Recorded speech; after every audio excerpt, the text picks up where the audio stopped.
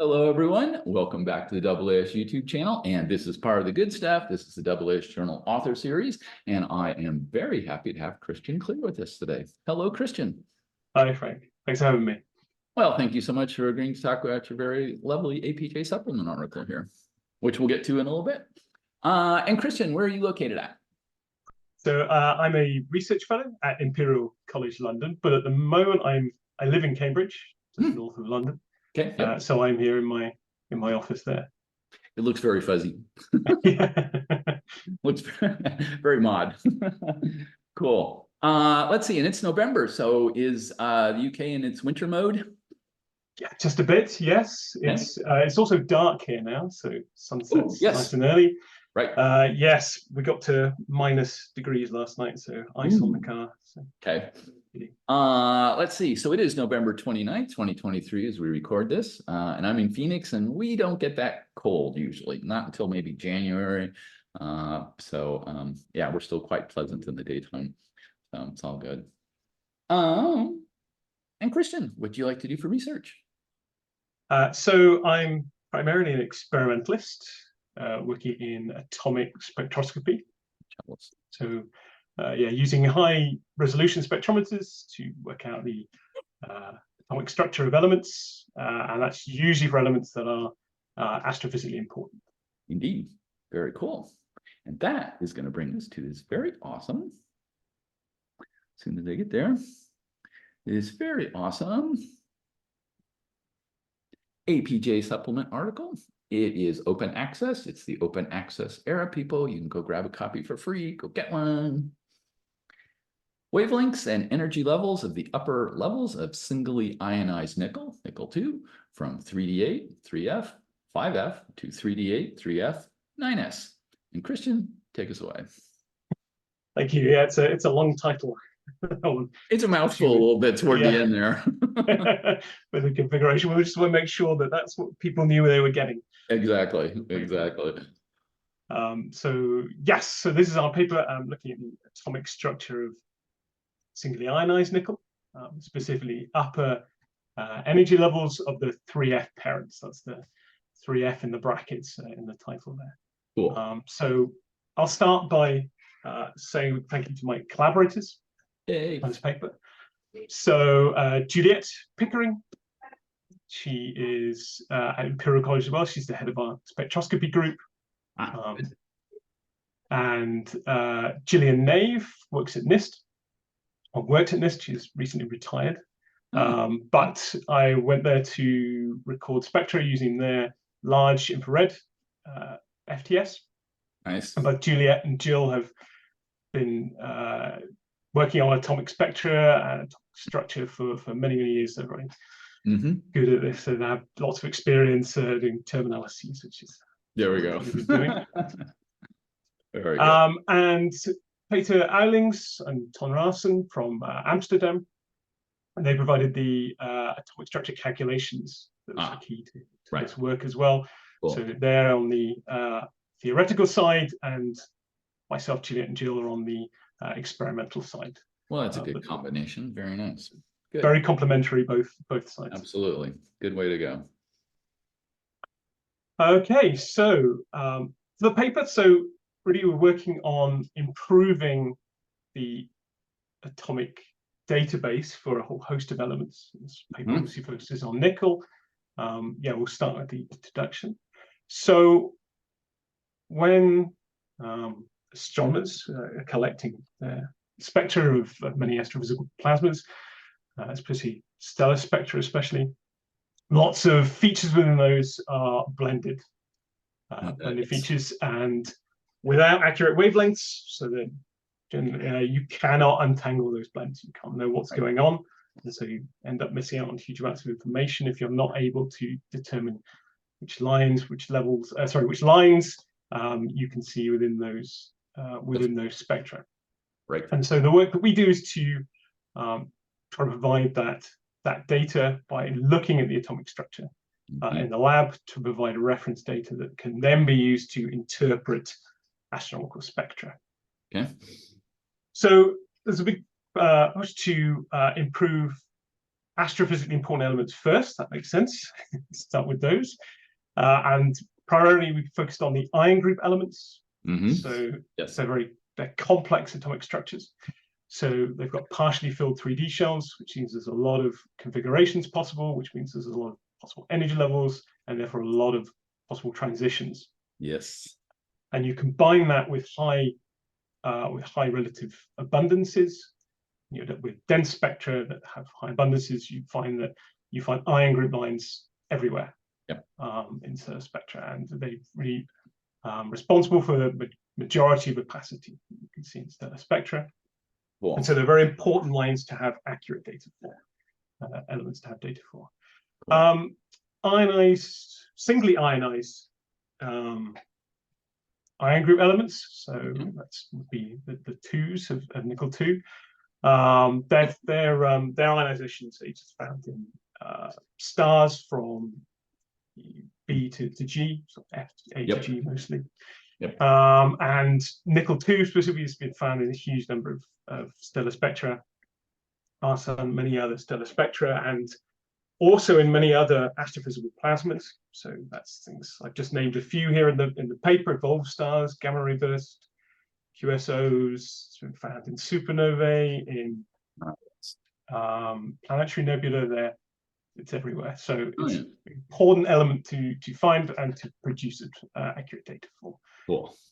So I would just say that this paper is really a continuation of the analysis that we did last year, which focused on the lower lying energy levels of nickel 2. So that comes from all 4 parent terms of nickel. So yeah, this is the work that we did before. But levels beyond 6s are not excited. We don't see those in our sources, and so only levels in this 3f parent term had levels beyond 6s. So that's why these are these high lying levels to find. But they're very important because many of their transitions lie in the infrared. As we move forward, infrared is becoming increasingly more important. Indeed. And so having these data from these levels is important as well. Yes. So work on nickel 2 has been done before, but if you can see there, it's carried out by Shenstone, Alan Shenstone, in 1970. It was published, which means the analysis was done in 1960. Wow. And that's not atypical for much of the atomic database. Yeah. So all of this data that huge amounts of astronomy and astrophysics rely on. So anytime you do a spectral analysis, you're trying to find lines, look at abundances, etc., relies on this data. And some of it, is, done before I was born, certainly, in the 60s, before the advent of modern techniques, were done, and usually with lower resolution instruments, certainly than are available now. So Shenstone used prism and grating spectrometers. He doesn't specify in his paper exactly what their resolving powers are, but they're going to be 1 or 2 orders of magnitude lower than we can achieve now with Fourier transform spectrometers. So you can, that gives you an idea of the increase in resolving power and accuracy that we're able to get with more modern techniques. So he produced a huge system. It was a very complete interval system, but lacking in accuracy compared to what we can achieve now. He also had he was not able to take spectra in the infrared, and so that's where quite a lot of these transitions, especially with 6Ps and 7Ps, as we'll see later, that's where those transitions lie, and so we're able to find new levels that he was not able to as well. Okay, good. We're also we weren't the first to do FTS measurements of nickel 2 in the infrared. We were, first to do it through the rest of the spectrum, so from the visible to the vacuum ultraviolet. But Broughton Blitzen measured some spectra in the 80s and looked at 2 sets of transitions, only 2 sets, these between 5s and 6Gs, and 5Gs and 6Hs, and they were new levels that they found. And they looked at different coupling schemes that could be used. So generally, for lower lying levels, they stick with the classic Russell-Saunders, the LS coupling scheme, Yes. to give configurations and terms to the levels. As you move higher up in the energy level system, there's less interaction between those core electrons and your valence electrons, and you start to need to move into different coupling schemes. Okay. And so they found that these high line levels, found the same, we'll see that later, were formed closely spaced pairs.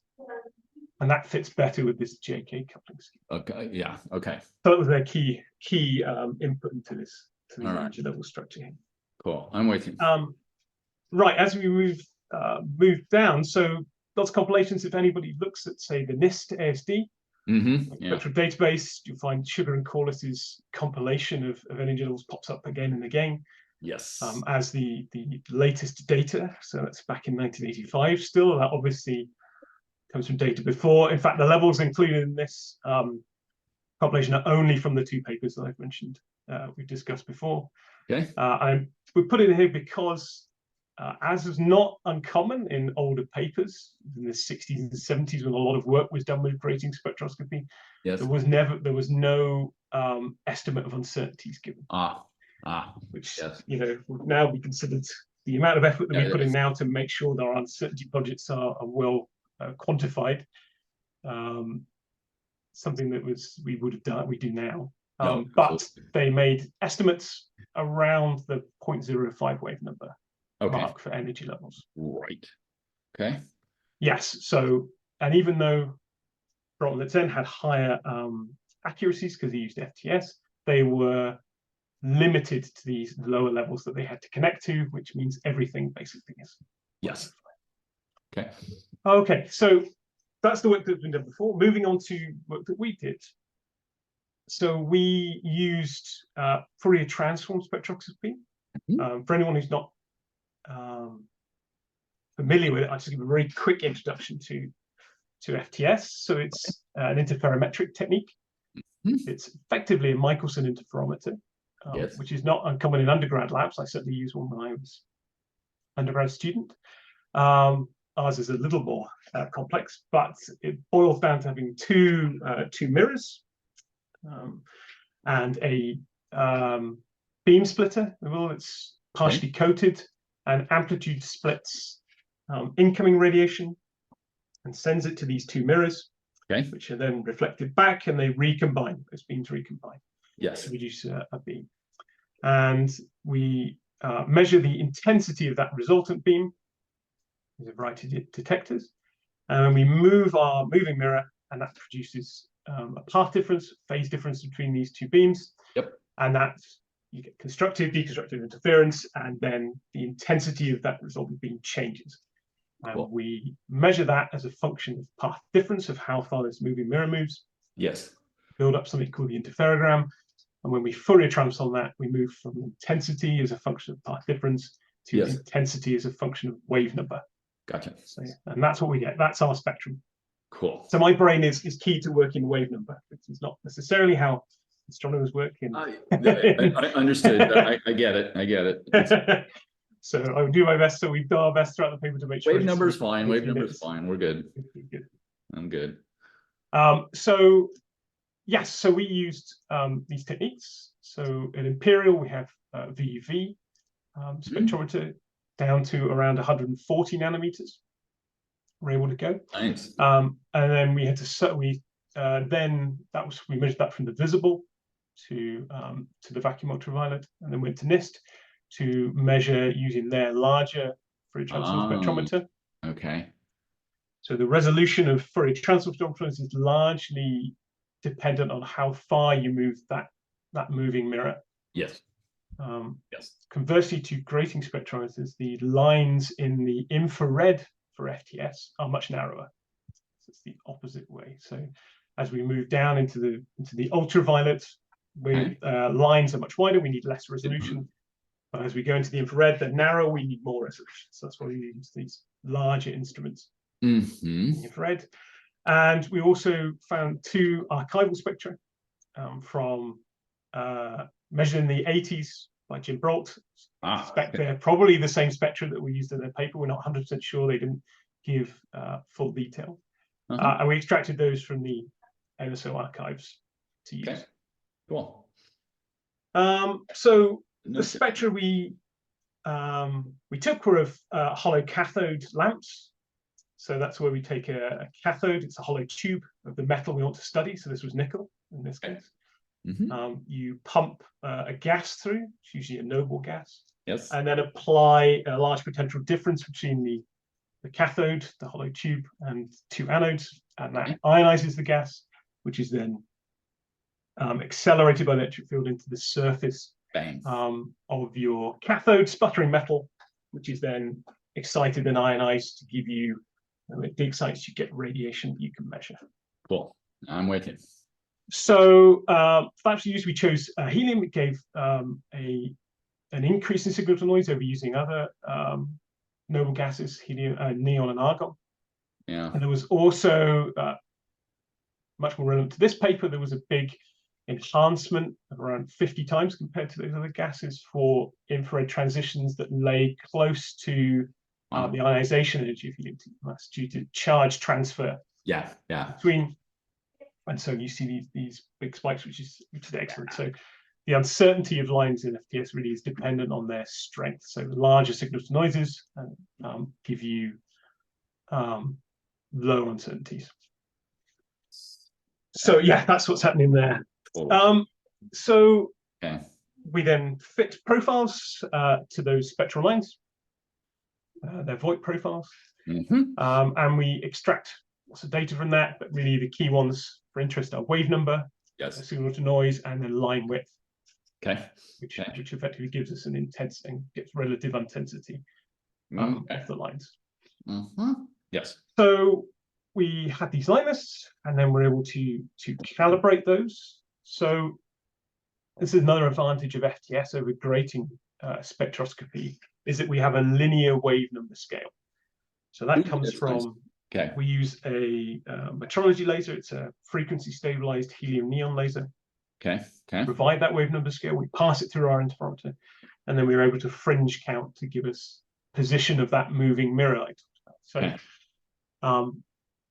which is excellent, gives us a linear wave number scale. It's not absolute because the laser takes a very different path through the spectrometer to the radiation from our hollow cathode lamps. So that introduces this slight shift. So we need to calibrate, put it onto an absolute scale. So we used a set of argon 2 reference lines in the visible. There's a set of 26 lines. They've been very carefully chosen as for this purpose. They're invariant to pressure shifts, which you can see with other gas lines. So, and then so we calibrate spectrum in the middle, and then we're able to apply that calibration to the infrared and the ultraviolet by using metal lines in overlapping regions of those spectra. So we're able to calibrate really just using these lines all the way through.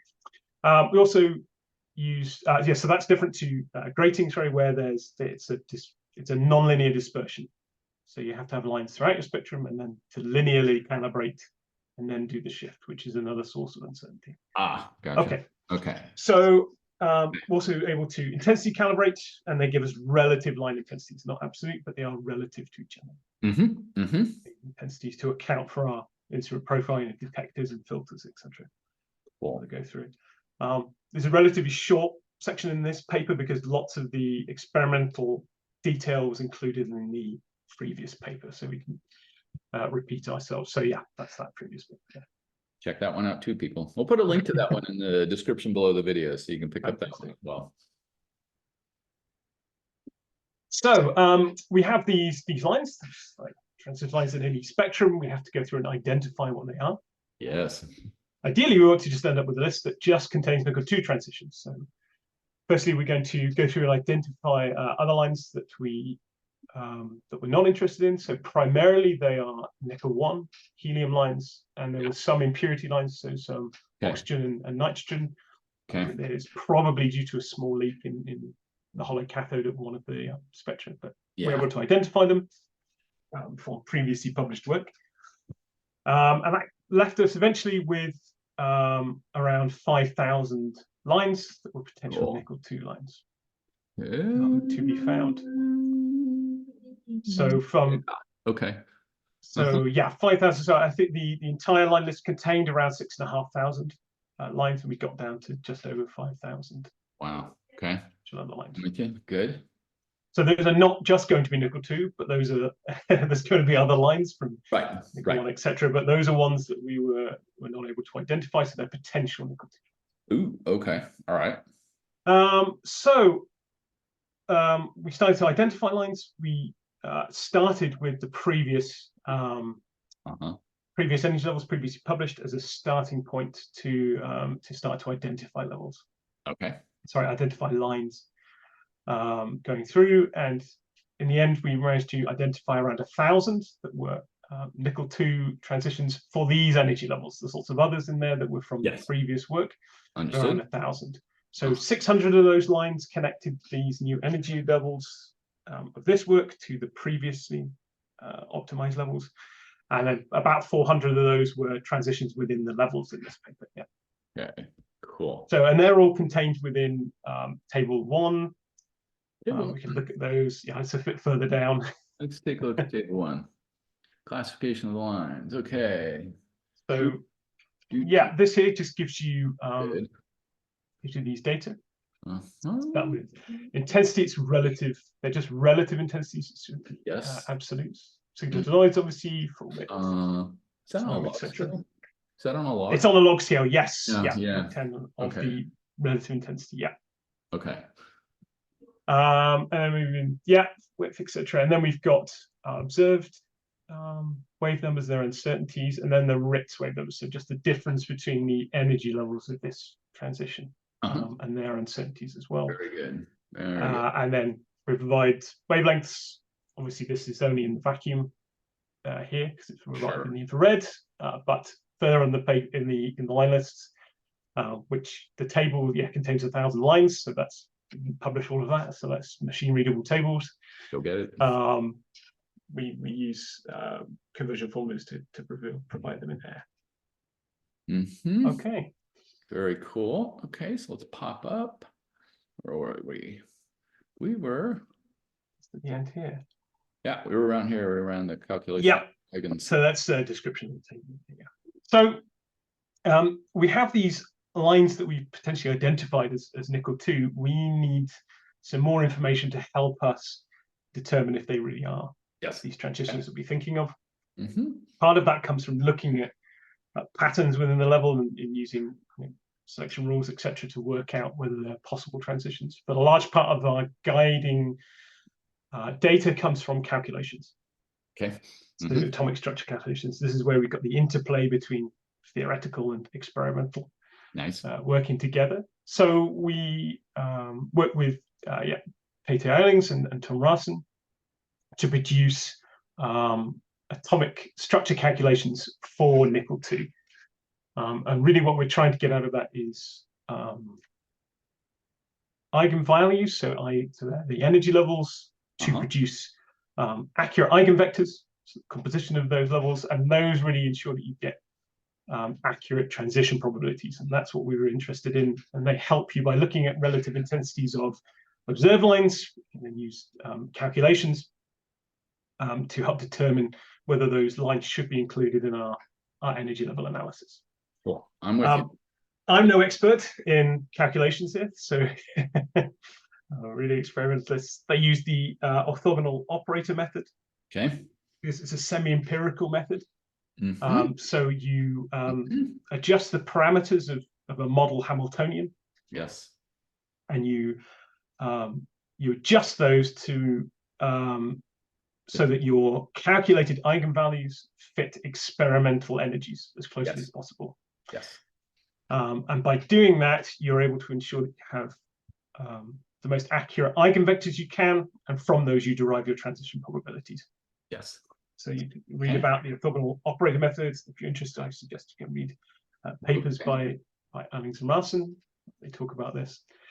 And that's what we got out of these calculations, was these transition probabilities.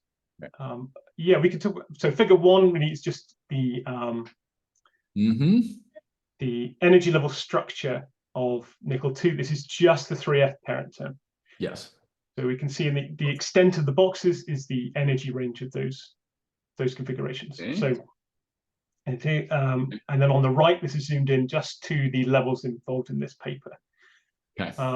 See on the left, so these levels up to the D levels are these large boxes. As we move further into the right to the F's, G's, and H's, that's when we move from the LS coupling, so Saunders, into JK. Yes. And you end up with these pairs, and they're split now into groups, and those are because of the J value of the parent term that comes into play with these higher lying levels, and so you end up with groups of levels split by the J value of the parent term. Okay. Okay. So this is just to give people an idea of the transitions that can occur. So when you think of 7S to 6P, you can see that's roughly 130,000 to 122. So you could be in the 8,000 wave number range for where you find those levels. Find those lines. So we have a line list of possible lines. And these calculations, we're now going to move on to optimizing energy levels, and that's really the heart of the work that's done here. Right. So we can use programs. We use a least squared fit. The program that's used for this was developed by Alexander Kremida in order to optimize these energy level values. So input to that is line wavelengths and their uncertainties and their identifications. Okay. And we use that to figure out this whole system of energy levels, try and provide the fit that gives you the lowest residual, so the most accurate fit. We start in the previous bit. We started right at the bottom, so we started with our resonance lines. So ground state to 4P levels. You fix those, and then you're able to keep building up and up and up, adding new levels as you go to fit these previously measured levels. Yes. Okay. So that's what this work did. We started with the previously published levels. So deciding which of those were genuinely energy levels. Some of them we've discounted, some of them we've renamed. We'll see that in the table later on. We went to that now. And to improve their accuracies. And then we were able to feed those back into the calculations in order to produce more accurate a little bit of parameters and get more accurate transits. So it's this very symbiotic kind of it's kind of a bootstrapping operation. Between theory and calculation, they both feed into each other. Good. So once we've done that's the process there. And the calculations help you decide which lines should be included. So there's a great quote that I always bring up about this process of term analysis. It's called this energy level optimization by Robert Cowan Code fame. He talks about it being like a jigsaw puzzle. So, but a jigsaw puzzle where the pieces don't fit exactly. Yeah, great. We've got lines with finite uncertainties on them. You've got pieces that fit spuriously. Yes. Lines are just the difference between energy levels, so you can have multiple lines that lie on top of each other. You've got crucial pieces that are missing. You might be missing the corner pieces of your jigsaw puzzle because we didn't see those lines in our spectra. They're weak or they're blends. Lines. You've got pieces in there from completely different puzzles. So you've got all your impurity lines. It's very difficult to tell the difference between those. Yeah. I really, that's a great analogy, the jigsaw. That's a great analogy. And it's not a perfect puzzle. No, it's really not. So that's really the heart of this. It's a time-consuming process to do. So anyway, at the end, you end up by finding all of your energy levels as far as you can go with the lines that you've seen in your spectra. Yes. To produce this, and so this will be the energy level right here, and this is just again a selection of energy levels. You've got the configuration terms in J's, and then your energies and the uncertainty on those energies. And you can see here, even for these high-lying levels, that you've got, so two things. You've got the uncertainty. So if we look, these are 0.005, so that's already an order of magnitude lower uncertainty than the previous work. And this is for these high-lying levels. In the previous paper, we had More line. uncertainties even lower than this as well. So yeah, and the number of lines, as you start to go further and further up, those levels are not populated in sources. Right. And so you end up with fewer and fewer lines in which to base your analysis on. Okay. For doing it. Complicated as well is you also have especially as you go higher and higher, the separation between levels becomes less and less, especially these 6H levels. You couldn't really tell the difference between J values. Yeah. They're effectively blended together. Okay. And then on the right, you've got eigenvector compositions. These tell you how pure these levels are. Generally in the infrared, these high-lying levels, the purity is quite high. Especially you'll see these 6Hs, things like that. They have 100% or 99% purity, but for some of these other levels, there's a lot of mixing. These 6Ps have lots of mixing. Yeah. So it gives you a lot of eyes to a lot of other transitions. Okay. Interesting. Good. Yeah, and again, this is available in machine readable form, so you see all the levels we found. Yeah, I don't think this is the whole thing, people. You got no. Full There data were 200, I think 200 energy levels we found and revised. Nice. And once that's done, you can then start to look for new energy levels. So when we found that Shenso's work before, he didn't have spectra in the infrared, and that's where a lot of transitions between these 6P and 7P levels lie. And so we were able to find those and find new energy level values for 33 brand new levels that had never been seen before. So that was the major outcomes of what we did here. Congratulations. Okay, thank you. Always fun to find new things, yeah? Yeah, absolutely. Okay. Able to onwards, and let's see. How about a comparison? So this is a person here. So this is our new and revised energy levels compared to previously measured. So the red error bars are the previously published levels, and you can see ours are in black, and you can see the massive reduction in uncertainty. Yeah, very good. With our new work. So there are shifts around. For some levels, this would be we discounted lines that have been previously measured with better calculations. Now we can determine more accurately what should have been included or what not included. Okay. And you notice there's a shift, this kind of minus 0.1, it's around 0.17 wave numbers. Right, that's right here. Ideally, you would expect them, not ideally, but you would expect them to lie around zero with a spread.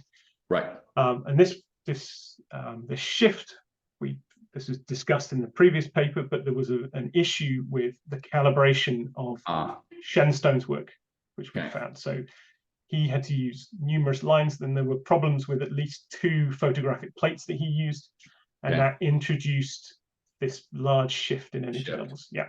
Yes. And so, as we increase the accuracy, we've also shifted these levels onto a correct absolute scale now. So it's another consequence of redoing this analysis. Cool. Not redoing, but performing analysis with more accurate techniques. Correct. And discovering new things. Yes, new energy levels. New levels. Very good. Okay. Thank you for that one. That's good with plot. I like that one. Okay. So the next paragraph that I'm really talking about, actually what I talked about here, so 206 out of 292 previously found energy levels, we were able to confirm them and revise them. Yes.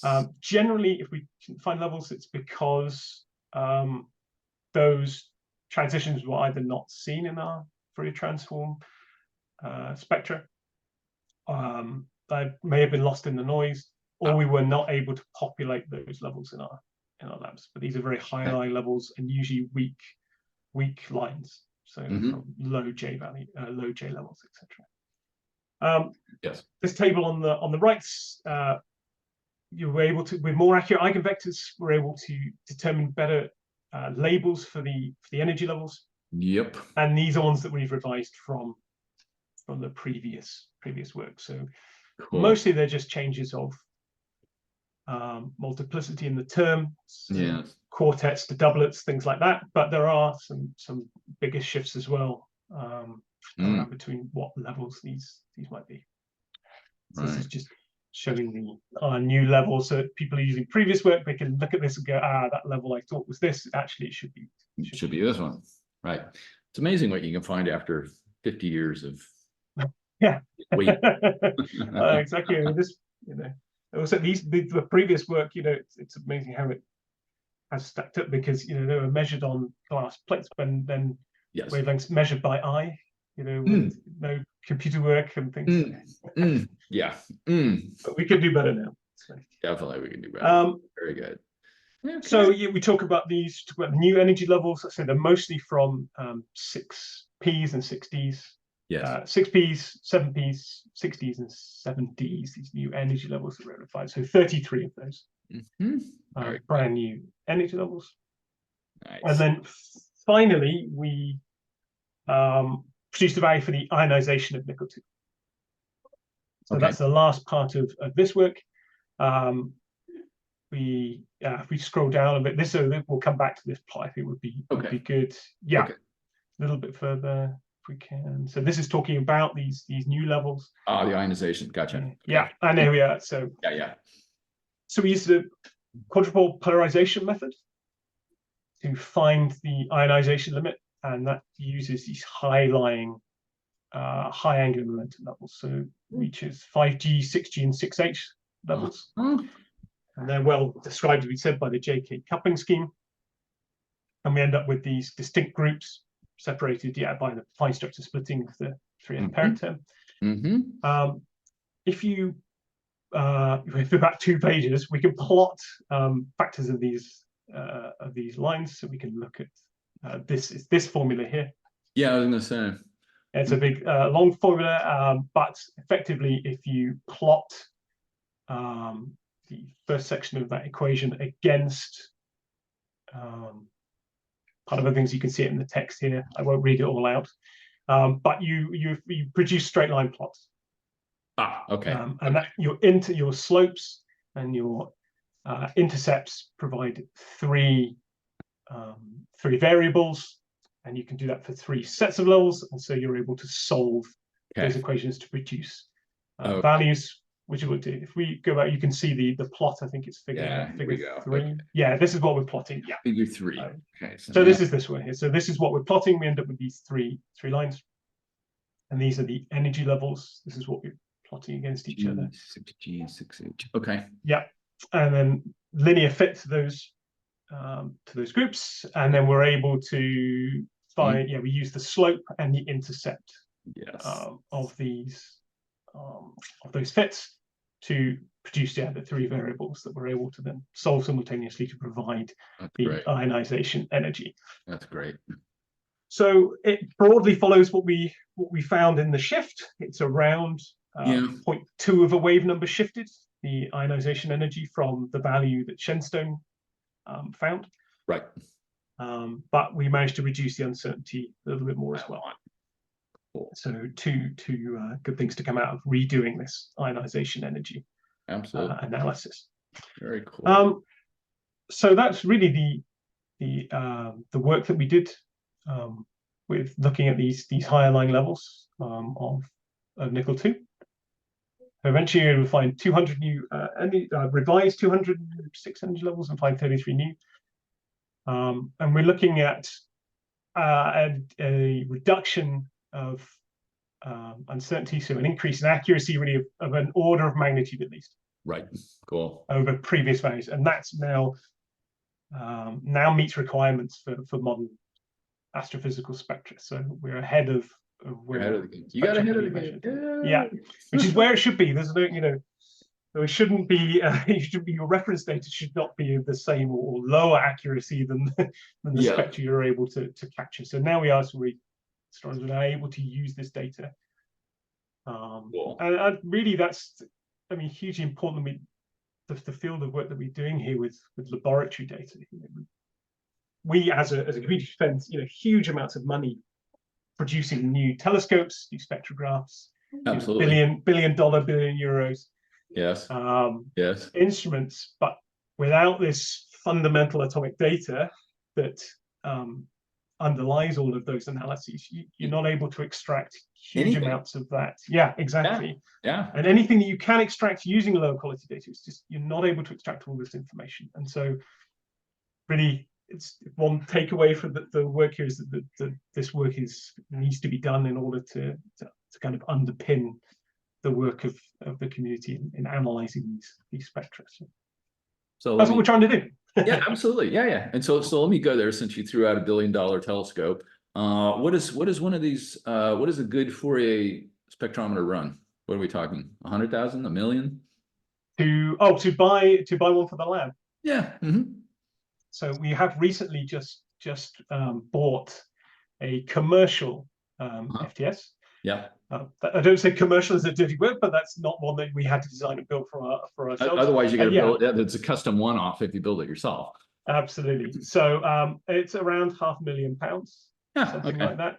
Okay. So that's a commercial infrared. As you move into vacuum ultraviolet territory, your constraints on your optics are much higher. The tolerances are much lower because you're working down in the UV region, and those are all custom instruments.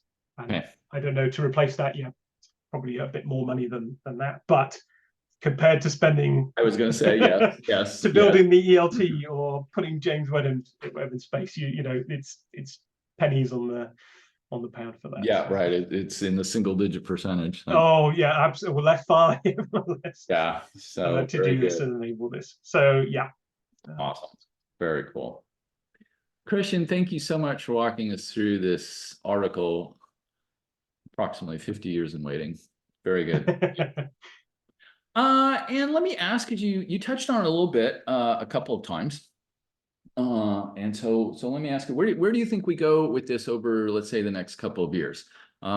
Is there going to be a new generation of commercial Fourier spectrometers? Are there other elements that one can go after? Does one want to go after even yet higher levels of nickel-2? And is there theoretical work that could be done to improve some of those when you start putting up the experiments versus the calculations?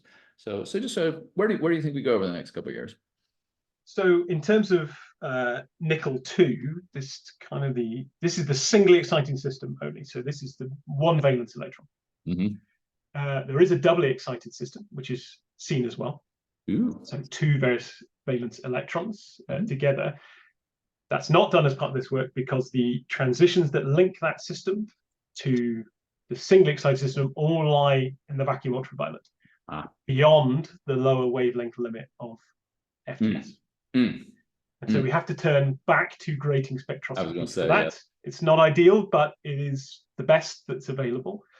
And so we need to measure grating spectra. That has been done at NIST now using their normal instance grating spectrometer. Okay. And so that work needs to be analyzed, and then we're able to link these two systems together, and that will be further work on nickel-2 to provide these remaining energy levels.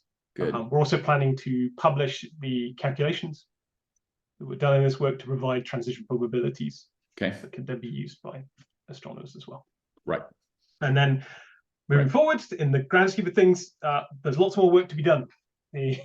Lots of these, even the ion group, one of the astrophysically important elements. Lots of these analyses still date back to the 50s and 60s. Yeah. So we're currently working on manganese 1. Should be coming up soon with the same Fourier transform technique.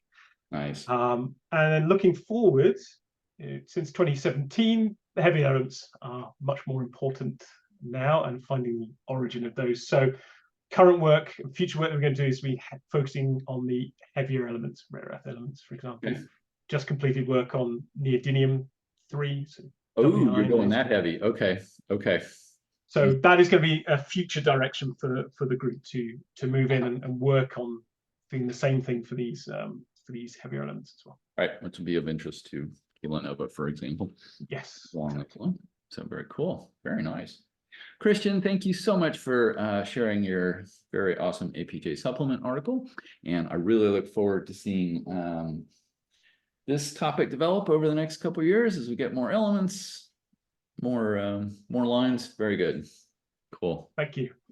Thank you. And that'll do, everyone. And I hope this made your astronomy day just a little bit better and your laboratory astrophysics day just a little bit better. And we will see you on the next one. Bye-bye.